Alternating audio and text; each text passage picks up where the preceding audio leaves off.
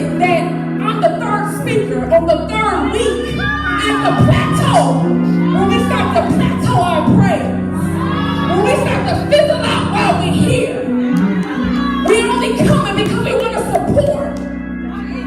But you came here for a different reason. I didn't want to be this woman. I didn't want to be the male woman today. But some of y'all are in so desperate need of God to do something for you. Some of you have pain in your body. Some of you have issues that you can't even talk about. But God says if you just open up and worship, we're going to talk about that in a minute. But if you just open up and worship, all will be well. Y'all don't believe it because y'all didn't shout. I just told you that if you open up your mouth and worship, that all, I can shout by the Lord, all will be well.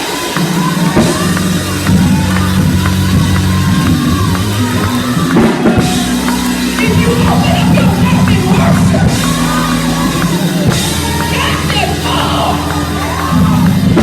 will be well.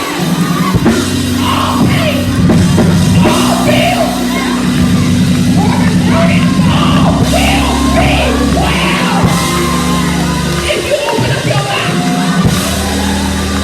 that's the problem. We keep quiet on the wrong thing. No shame. A few nights ago, some of y'all was on the wrong concert, on the wrong part 2, my bad. And I bet you, when the Queen came out, you gave her a praise. I saw you. I saw you. You gave a praise for what you were about to receive, even though you paid admission to get in there. And then you're going to be struggling trying to give tonight. I'll leave that alone. Because we do what we want to do. But God is saying, if you open up your mouth and worship,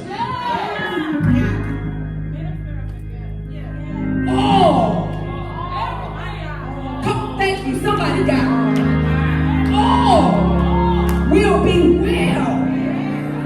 Y'all semi-get it, so I'm going to move on. Because I got some other messages to deliver, and I want to deliver them and get them out the way.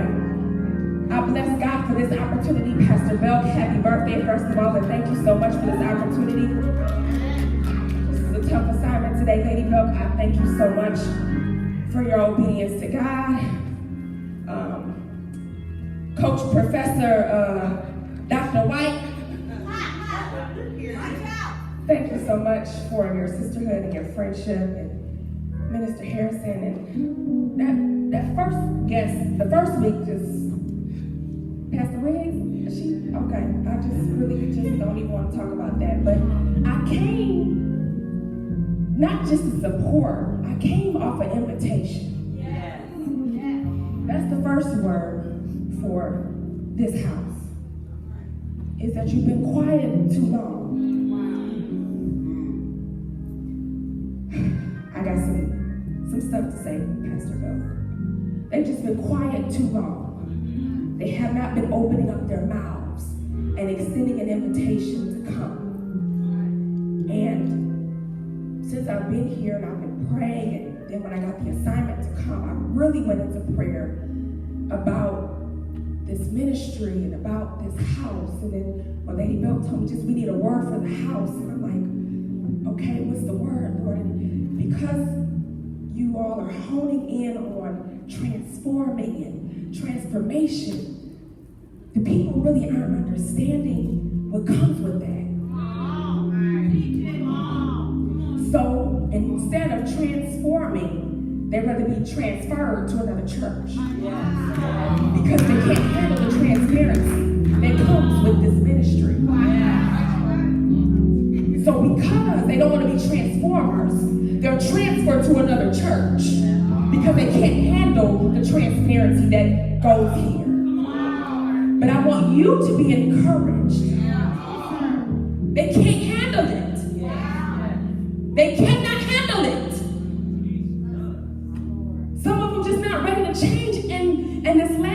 you're asking them to do because you want to burn the mortgage by September 30th, am I correct? You want to burn the mortgage.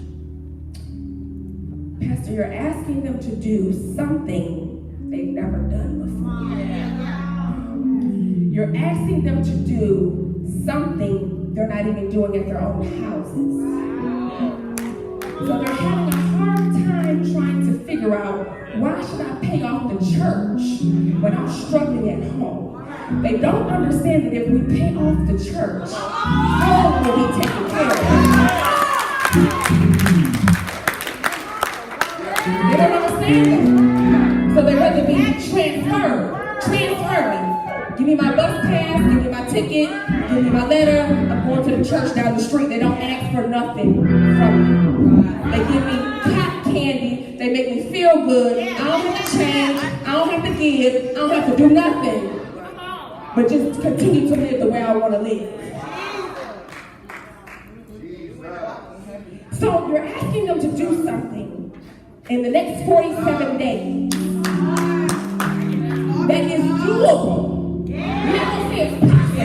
It's doable to those that believe.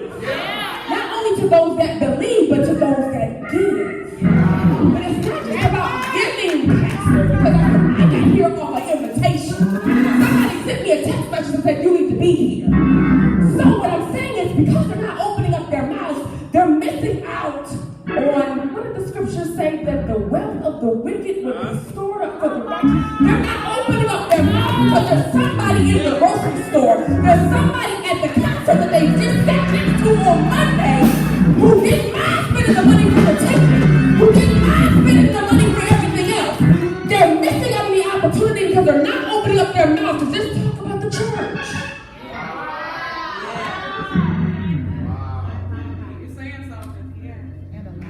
Write your t-shirt. These are faith moves that will get you to the point where you need to be by September 30th. And it can even be accelerated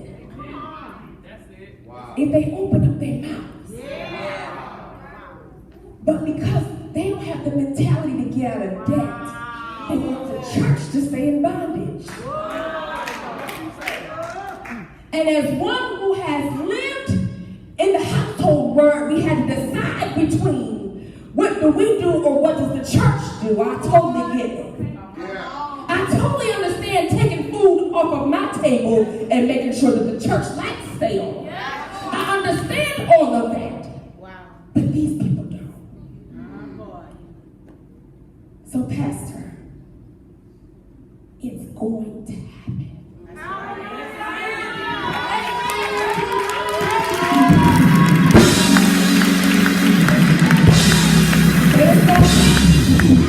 It's going to take some relentless faith. We ain't talking about just talking about it. We talking about some relentless crazy behind faith that's got to take place. Because I already got a number in my head, and before I leave, I want you to write that number down that you need. I already got a number in my head that God said is already taken care of. I already got the number in my head. I already got the number in my head. He's already going to take care of.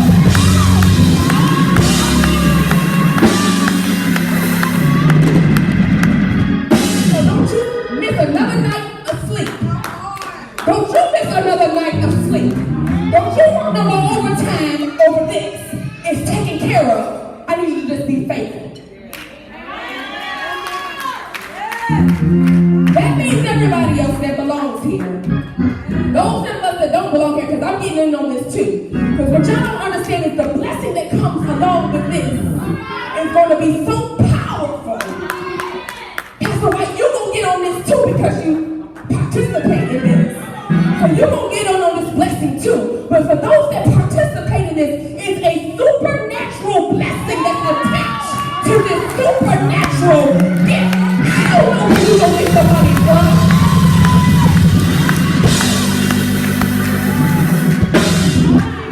But part of it is not just where I'm going to get the money from. Part of it is I got to open up my mouth. Part of it is I just got to believe what God said he's going to do.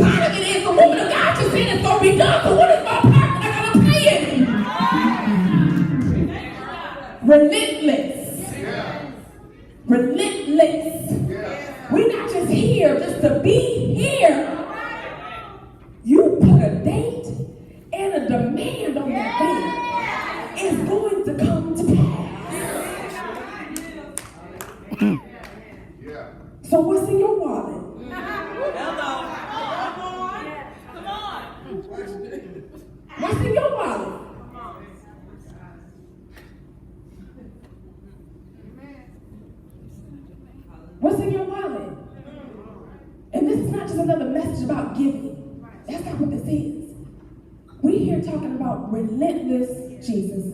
We in here talking about relentless faith. We in here talking about doing something that's crazy. Hallelujah. Because the number I got in my head is crazy. That's it. Crazy. Crazy. In 47 days? Crazy. Yes. Won't he do it? Won't he will? No more sleepless nights over this. Over this. It's going to be done. You are turning the corner in your ministry.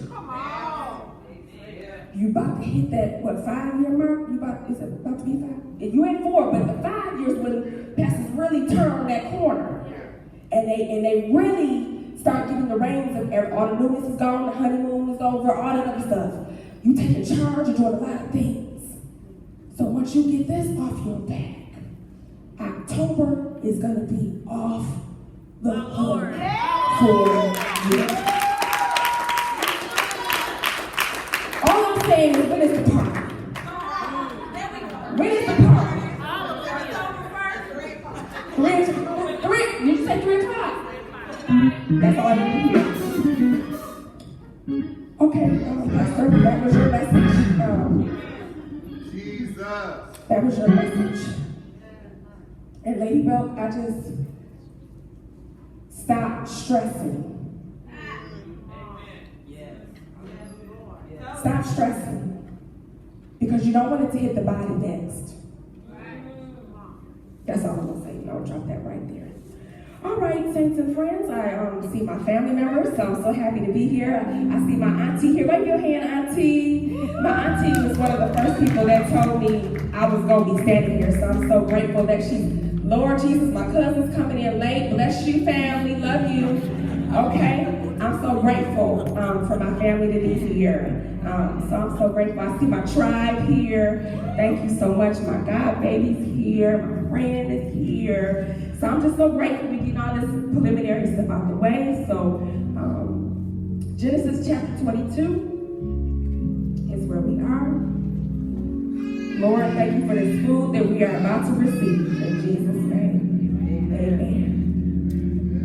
I'm not going to say read this when you get home at your leisure because you ain't going to do it. So I'm going to take the time now to read the word. Because we're talking about, in the past 2 weeks have just been crazy here. It's just been an awesome word. And then Pastor Belt comes in after the word and just slays us. I just haven't been the same. And Minister Harrison, all the new things that I've received since last week. Anybody else got some new? I'm talking about new. Everything. So I'm just so grateful. Genesis chapter 22. Now it came to pass, after these things, that God tested Abraham and said to him, Abraham. And he said, here I am. And he said, take now your son, your only son Isaac, whom you love, and go to the land of Moriah, and offer him there as a burnt offering on one of the mountains. On one of the mountains. On one of the mountains. Are we at Mount? Okay.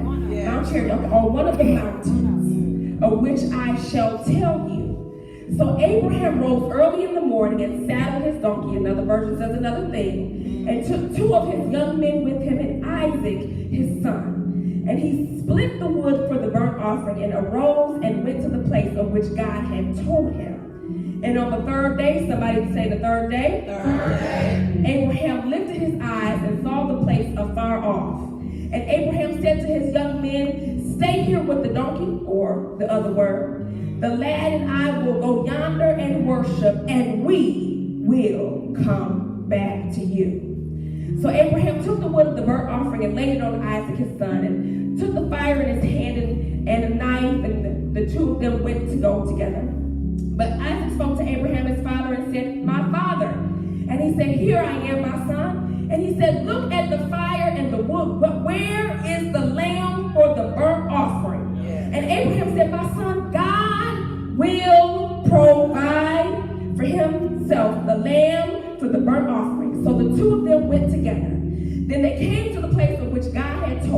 And Abraham built an altar there and placed the wood in order. And he bound Isaac, his son, and laid him on the altar upon the wood. And Abraham stretched out his hand and took the knife to slay his son. But the angel of the Lord called to him from heaven and said, Abraham, Abraham. So he said, here I am. And he said, do not lay your hand on the lad or do anything to him, for now I know that you fear God, since you have not withheld your son, your only son, from me. Then Abraham lifted his eyes and looked, and there behind him was a ram caught in the thicket by his horse. So Abraham went and took the ram and offered it up for a burnt offering instead of his son.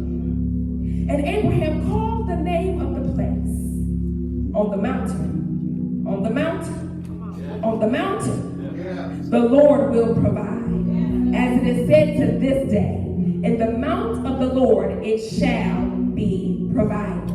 Then the angel of the Lord called to Abraham a second time out of heaven and said, by myself I have sworn, says the Lord, because you have done this thing and not withheld your son, your only son, blessing, I will bless you, and multiplying, I will multiply your descendants as the stars of the heaven, as the sand which is on the seashores. And your descendants shall possess the gate of their enemies. In your seed, all the nations of the earth shall be blessed, because you have obeyed my voice. See what happens as the result of obedience? The Lord has blessed his word. You may be seated. Tell somebody, we'll be back. We'll be back. Tell somebody else, we'll be back. Okay, so there's three things that I really need to deliver the mail here today, besides that major one for Pastor Bill. Because I've already felt the heaviness and the weight of what was going to come with this week, I was already prepared for it. So the first thing that we really have to unpack is the power of our confession is weak. The power of our confession is weak. So you see there, you got an oxymoron right in there, because you got power and weak in the same sentence.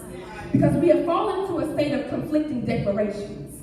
We, the people of God, often cancel out our positive declarations for negative declarations. So we'll sit up here and say, yeah, the Lord will provide. And we say, child, I don't know how he's going to do it. Lord, I'm sick, I'm tired, I'm this, I'm that. So every time we say the opposite of what we just declared or so-called declared, it cancels out everything that you just said. So we'll say all the time, I'm tired, I'm weak, I just can't take it no more, I'm about to give up, I'm about to throw in the towel, I just can't take it no more. Lord, just take this away from me. All these negative declarations are canceling out the positive declarations. And then our faith, which I really feel heavy today, our faith is fragile. Some of us are just on the edge of our faith. Our faith is fragile. We just fail to realize that obedient faith overcomes the obstacles. Faith pleases God. Yeah, faith makes us whole. Faith is the substance of things hoped for, the evidence of things not seen. So the question that we struggle with is, how can I separate faith from vision?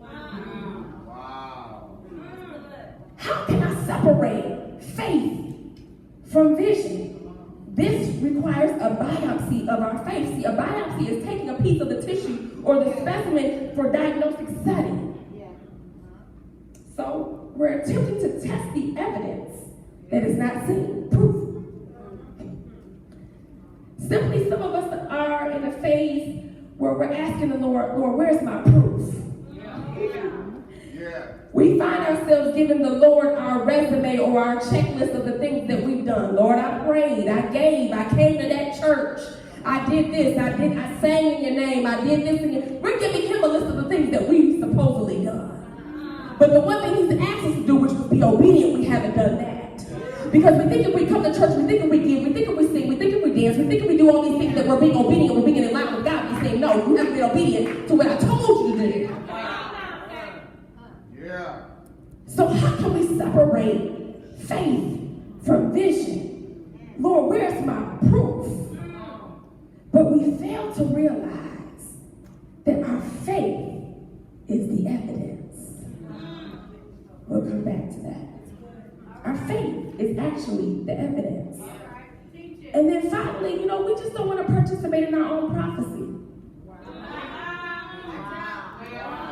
We don't want to participate in our own prophecy. We think prophecy will come to pass without participation from the actual participant.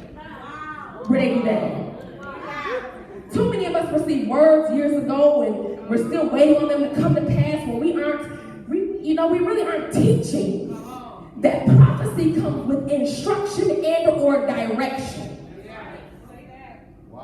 So we'll receive a word and don't know what to do with the word.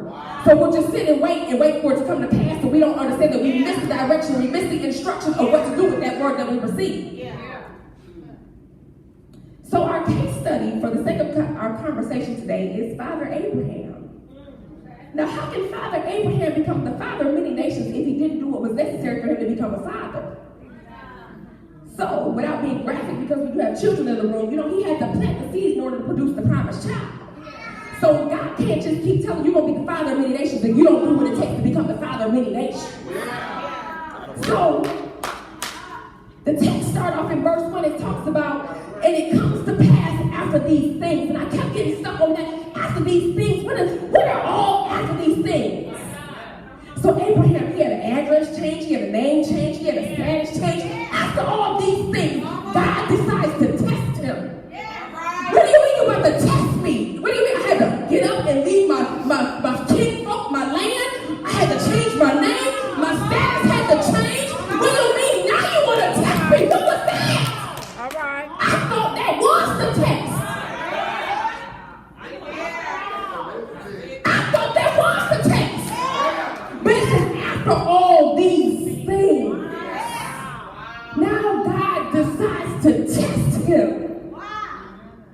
Because there was a point in time when Abraham didn't always believe God. He didn't always believe God. You and Sarah, y'all have kids. God, I'm 99 years old. Sarah laughed. My womb is dried up, Jesus. Jesus wasn't even in there at that time. And my womb is dried up. They didn't believe God. So again, how can we separate faith and vision?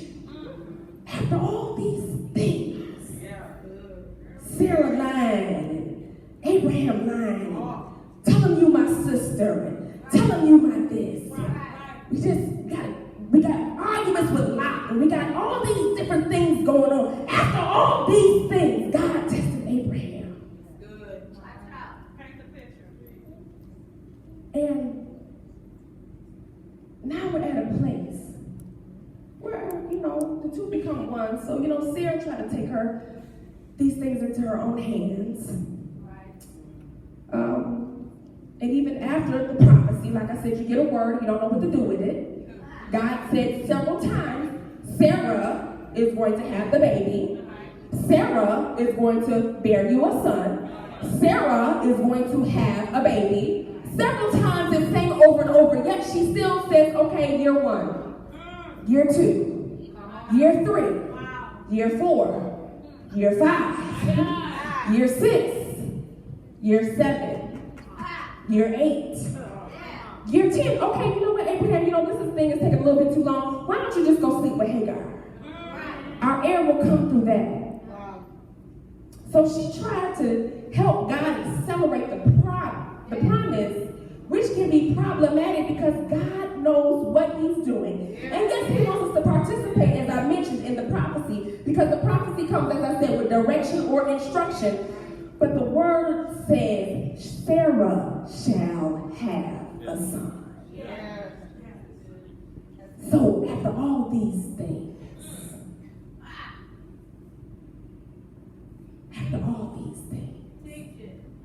God tests Abraham. So we don't just become the father of many nations because we are a friend of God. We must be tried and tested. Following God, unlike following someone on social media, this isn't a click and follow, this is a cut and follow. This is a carry your cross and follow. This is a change your address and follow. This is a change your name and follow. This is change your affiliation the real hard one, this is a change your church and follow. So after all these things, God tested Abraham. And we don't want to sacrifice. We think we're going through something. And all of this takes place before the test. Wow. All these things. It's right here in the word. It says all these things. So everything that we're going through right now, that you might still be in the all these things phase. And maybe if you in the all these things phase, you still got to come to the testing phase. So it still ain't over. So all y'all singing the struggle is over. No, baby, it's just getting started. Because the text says, after all these things, God tested Abraham. So, God calls out to Abraham. First thing here is he called him out and he answered. Most of us would have dropped out right there because we're not even answering the call. Wow. He gives him instruction for all those that need instructions. You know, some of us, we need those step-by-step instructions. Amen. Lord, what do you want me to do? Give me 1, 2, 3. Give me A, B, C. I need to know where you want me to. So God clearly says, I need you to take your son, your only son, so that you don't even get confused. I know that I know about Ishmael, but take Isaac, your only son. Not just only son because that's the only one, but the special son, the promised son, I need you to take him. The one whom you love. Yes. Not the one who your wife told you to go make. The one whom you love. And offer him there as a burnt offering. Y'all do know that means sacrifice, right? Yeah. Not in the sacrifice in the sense of the sacrifice how we do today. No, we ain't talking about dedicate the baby. We ain't talking about consecration. We talking about killing the baby. Right. Sacrifice. Literally take your son out. Yeah. The one you just waited 10 years for. After all these things. So, verse 3, Abraham rose early in the morning. He didn't have no meeting with Sarah. He said, forget the pillow talk this time. You know, she done got me in some trouble last time. So I'm just going to get up early in the morning and I'm going to take 3 things with me. I'm going to get 2 servants. I'm going to get my son. I'm going to take 3 more things with me. I'm going to take some fire. I'm going to take some wood. And a knife. And he starts out on this journey. And Abraham is not young, y'all. Y'all remember, he's not young. He starts out on this journey. And Abraham said to the young man, he said, now, y'all stay here with the donkey, or the other word, in the King James Version. Me and the lad, we gonna go on over here, and we gonna worship, and then we'll be back. Wow. So that verse stuck out with me. Yeah. I'll get to the worship part in a minute.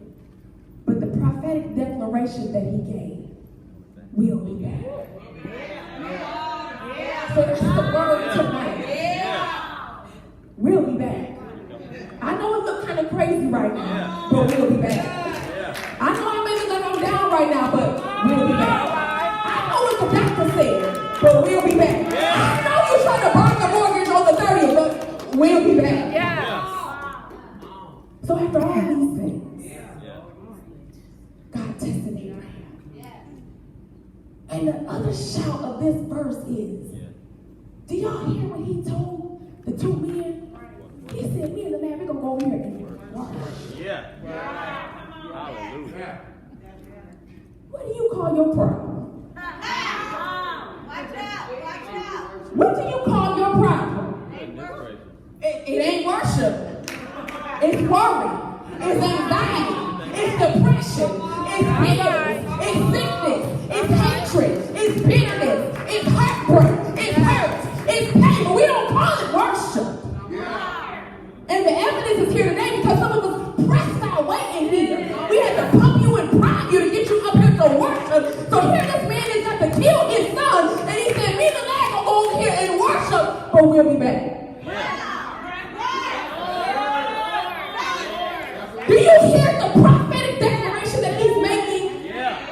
Reminds me of another young lady in the Bible when her son passed away and she said, no, I got to go to the prophet. I got to go to the prophet because he promised me I will have this baby. I got this baby. And now this baby's here. Now this baby that died. Oh no, I'm going back. Tell my husband, oh, all is well. Prophetic declarations. It's all about what you say.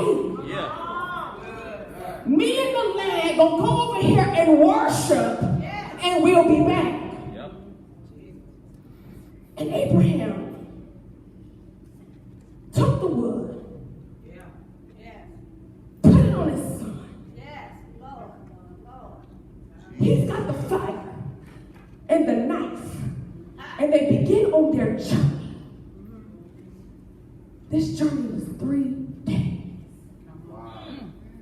3 days.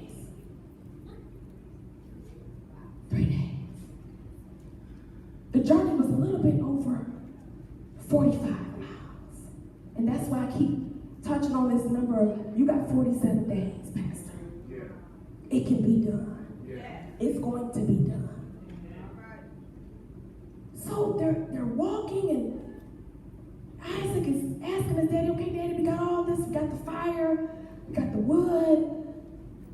You got the knife, but where's the lamb? More positivity. God will provide. He just said, well, I don't know. I'm just doing what the Lord told me to do. I don't know. I'm just trying to be obedient, which really ain't obedience.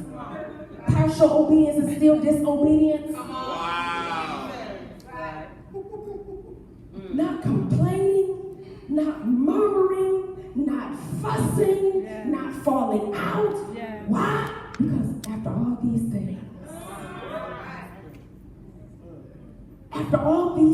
prepares you for this moment of testing.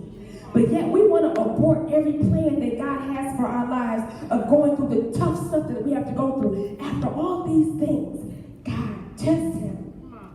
So he says God will provide. And on the third day, Abraham looks up. He sees the place where God wants him to be. He immediately gets to work. He don't stop and say, "Oh Lord, let me rest." No, he immediately starts building an altar.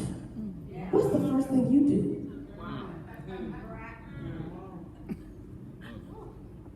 Because he had already told you, we're going over here to worship. He builds the altar. He puts the wood down. He binds his son. And at this time, Isaac is not no baby. He binds his son. He lays him on the altar. Abraham stretches out his hand, and he takes out the knife to slay his son. Many of us, we wouldn't even got to that point. Because we would have been thinking, Lord, I waited too long for this. Lord, I went through too much for this. Lord, I have too many scars for this. Lord, I went through too much pain for this. I went through too much humiliation for this. Yet he takes out the knife, begins to raise his hands, which is already an act of worship. It's all right, y'all catch it later. Wow. Then the angel of the Lord called out to him from heaven, "Abraham, Abraham."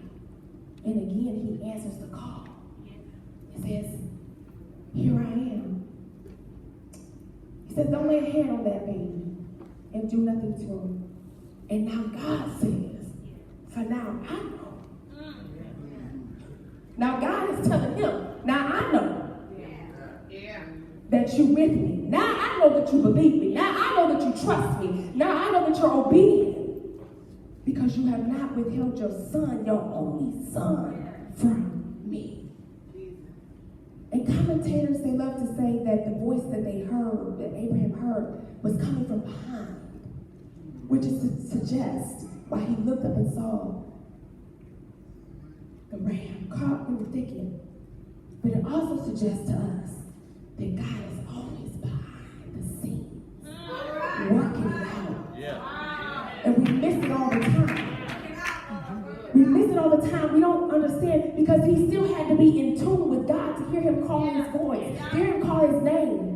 But many of us, we would have been so into ourselves and feeling sorry for ourselves and dumbing ourselves down and going through everything that we're going through that we would have missed God calling our name. Wow. So here God is in the background, calling him and saying, now I know. And so Abraham called the name, the place in the mountain, the Lord will provide. And then the Lord calls a second time. And this is where the shout comes in. Because after all these things, after the test, after the trial, after the tears, after the pain, after the heartache, after all of that, after the diagnosis, after the surgery, after the foreclosure, after the bankruptcy, after the repo, after the divorce, after the heartache, after being kicked out of school, after going backwards, after getting demoted, after getting fired, after getting released, after getting sat down, after getting robbed, after getting shot, after getting going through every type of pain that you can even imagine, God says, I will bless you because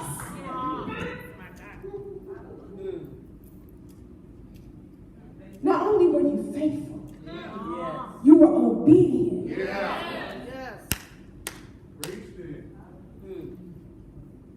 God says, I had to call you a second time. I already got a covenant with you. But I had to call you a second time to make sure that you really understand that after all these things, and now after the testing, you understand that I said, I'm going to bless you. Not only am I going to bless you, I'm going to bless the nations that's coming behind you. Do you not understand that we are a part of the nations that's coming behind him? So you can't do anything tonight. You got to stand on your feet and give God a praise for Abraham being obedient. What's the part of your obedience? What's the part of your faithfulness? What's the part of your story? What's the part of your pain?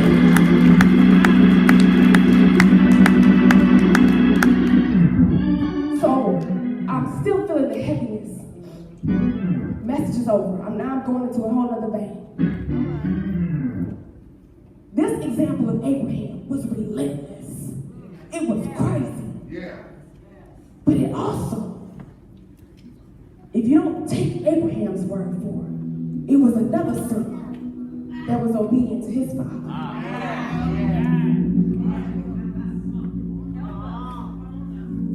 Who, just like Isaac, had to carry some wood.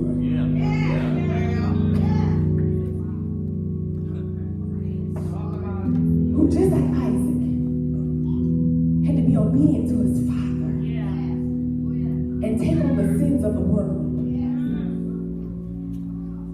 So just in case Abraham don't do it for you, Jesus did it. And because of his obedience, Abraham got the blessing, but because of Jesus' obedience, you have salvation.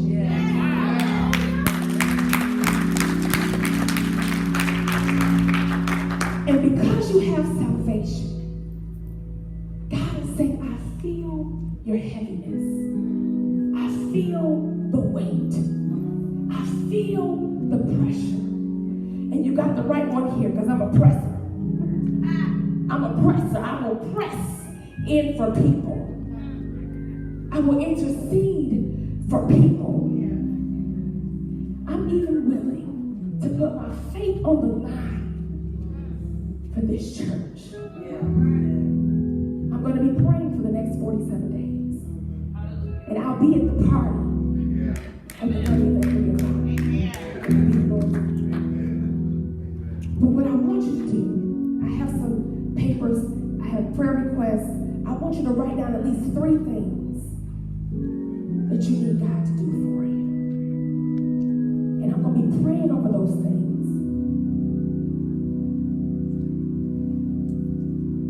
really feel that because you pressed your way here tonight, God is going to do something supernatural if you're obedient. You don't need a new word. You've already received your word. I need you to go back and revisit the word that you've already received and see where you missed the direction or the instruction. I need you to be obedient to what God is telling you to do. Your health is on the line. Your finances are on the line. Your stability is on the line. Your house is on the line. So think about those three things that you need God to do. I'm putting my faith on the line. I'm putting my prayer life on the line. That if you're obedient to what God tells you to do, all will be well. The thing with Abraham was, he didn't negotiate. He didn't question. He didn't doubt. He did. Quit doubting and do.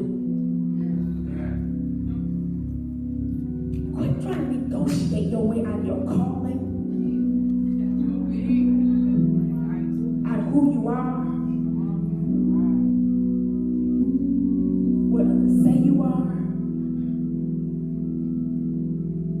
Quit trying to negotiate. You gotta get to the mountain. Because when you get to the mountain, are we not at the mountain right now? There's blessings in the mountain. And when God frees y'all up in October, y'all gonna take off. And Pastor needs y'all spiritually, physically, and mentally ready to go where he's going.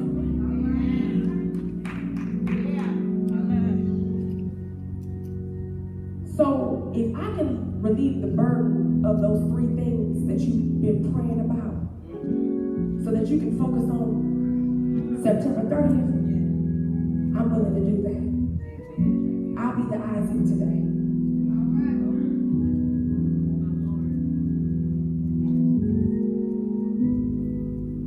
So I hear the Lord say,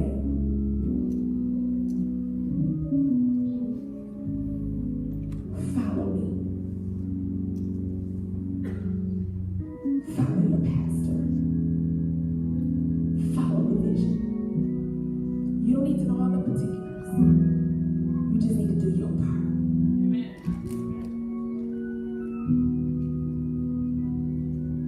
So, I want you to write quickly on those pieces of paper what you're asking God for. Whenever you get it done, just put it on the altar. God is doing something so amazing just because you came here today. This wasn't no shout you message, because y'all have been through all that. Y'all have read every scripture, y'all have prayed, y'all have fasted, y'all have did all the churchy stuff. God says the people need something practical tonight, because their faith is fragile. And it's time for you to participate in your promise. And you need to watch your words that you say, because you're canceling out everything that God wants to do for you. You're struggling. You're going through. This is a tough time for some of y'all. And tonight is the night that God is saying, I'm ready to take all that from you. But because we're in a place of transparency, and a lot of people don't like that. That's why I gave you the paper so you can write it down. Nobody have to know. God says, what would you do if the three things you write down, I take care of it? Just because you had enough faith to write it down. Just because you had enough faith to write it down. Just because you were obedient to write it down. Whatever it may be. Because God is tired of seeing his babies frustrated. He's tired of seeing you frail. He's tired of seeing you live from check to check. He's tired of seeing you struggle. He's tired of seeing you go back and forth. He's tired of seeing you fighting. He's tired of seeing you going through. He's tired of re-delivering you. You get delivered 1 week and you got to go back and get re-delivered. He's tired of all of that.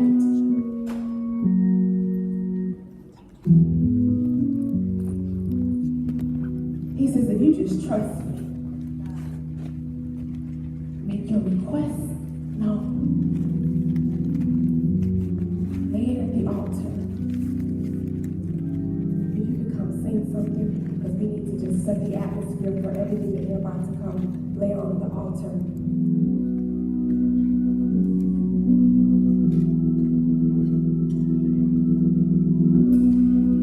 Week 1, we got the oil. We were overflowing. Week 2, we were told all things new. This week, we'll be back. You coming back. You coming back from all of this. You coming back from the struggle. You coming back from the pain. God's gonna restore the years. That's for somebody. If it's not for nobody, I'll take it myself. God is gonna restore the years that you thought were wasted. But it was really all of these things. All these things that you went through will prepare you for the moment that you're in right now.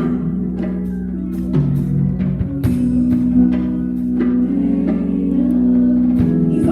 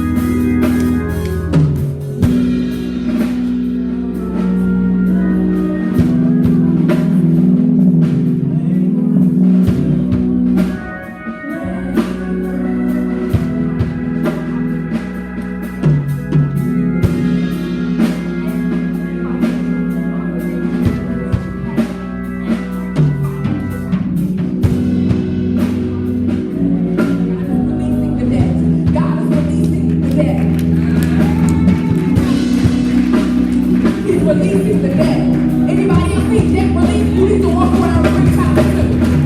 You can flip for games. We're not here playing. You need healing? Walk around. You need debt relief? Walk around. The healing comes in the 3 times that you walk around. God is doing something awesome in the ladies. Millionaire. Millionaire. Millionaire. Millionaire. Y'all better walk on behind her. Millionaire. Y'all better walk on behind her. You gon' know her name. You gon' know her name. Real Alexander, you gon' know her name.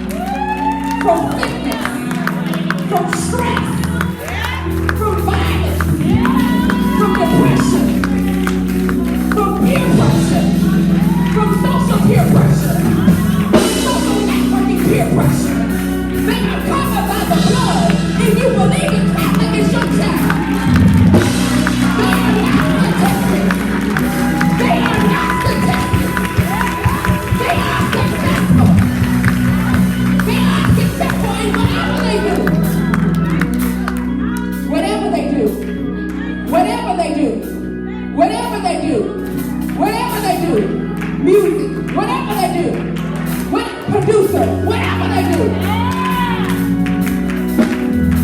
whatever they do, whatever they do, healed and whole, healed and whole, healed and whole. Y'all represent Jesus. I need y'all to act like it. You represent Jesus and you represent your family. I need you to act like it. I know it's not the custom, but I need you to act like you know Jesus. Every time you walk out of your home, act like you know Jesus. No matter what the cost. Whoever it costs you, whatever friends it costs you, whatever it costs you. Because you're marked.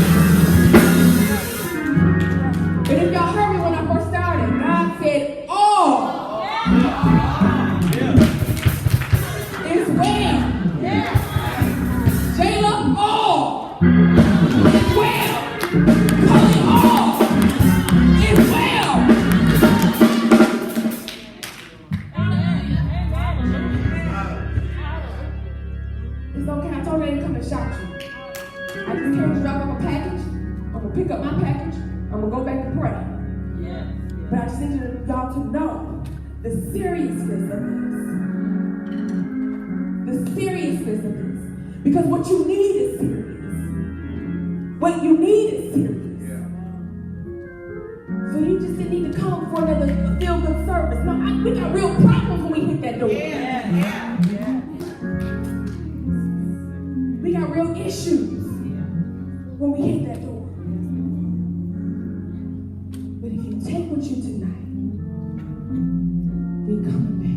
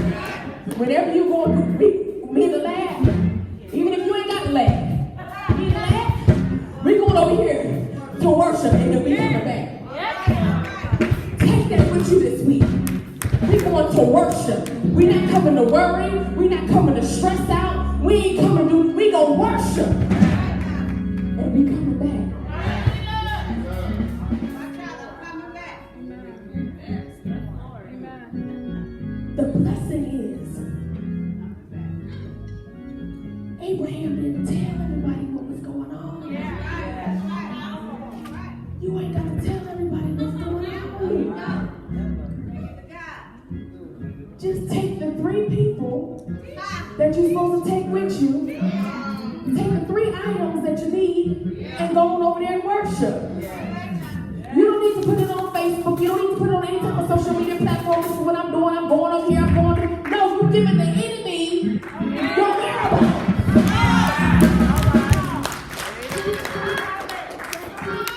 Nowhere did I read the text where the devil was on the mountain with him.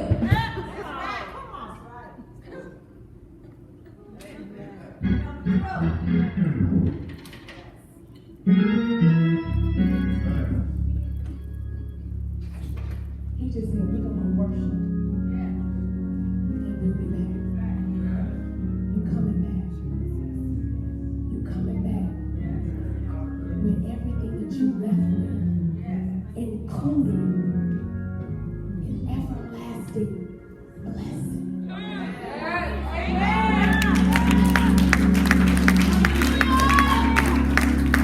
God is what I said. Not only are you coming back with everything that you went with, you also coming back with an everlasting blessing. Everlasting. God said, I'll bless you because you were obedient. I'll bless you because you were faithful. I'll bless you because even though you didn't understand what I was doing, I was taking you up on the mountain so that you could worship. I was taking you up on the mountain so I could get you away from some people. I was taking you up on the mountain so that you could see me.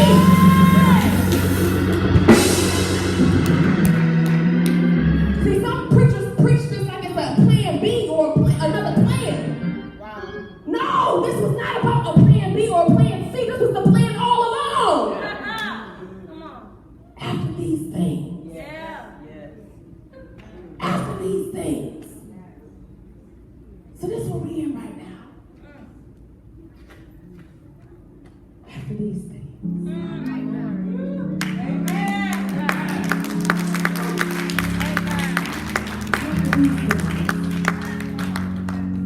Don't clap yet. After these things, then you're going to be tested.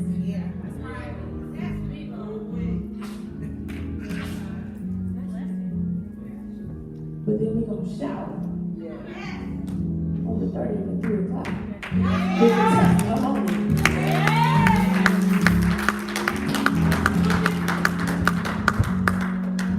So take that with you this week.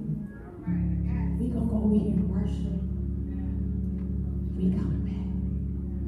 Don't worry about this stuff. I got that.